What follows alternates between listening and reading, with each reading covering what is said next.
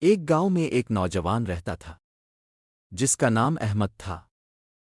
بچپن میں وہ بہت نیک تھا، نماز پڑھتا تھا، اللہ سے محبت کرتا تھا۔ لیکن وقت گزرتا گیا اور وہ دنیا کی چمک دمک میں کھو گیا۔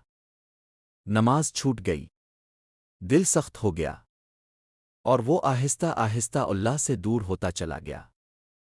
ایک رات وہ اکیلا بیٹھا تھا، ہر طرف خاموشی تھی، مگر اس کے دل میں طوفان تھا، بے چینی، اضطراب اور عجیب سا خالی پن۔ اچانک اس کے موبائل پر قرآن پاک کی تلاوت چلنے لگی۔ آواز دل میں اتر گئی۔ کیا ابھی وقت نہیں آیا کہ ایمان والوں کے دل اللہ کے ذکر سے نرم ہو جائیں؟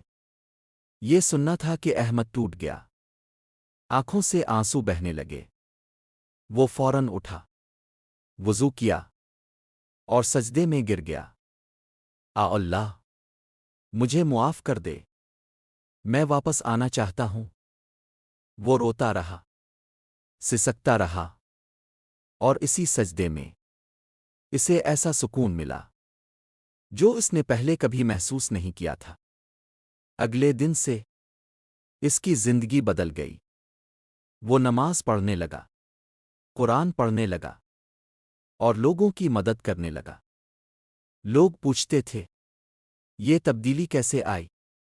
وہ مسکرا کر کہتا، یہ سب ایک سجدے کا کمال ہے۔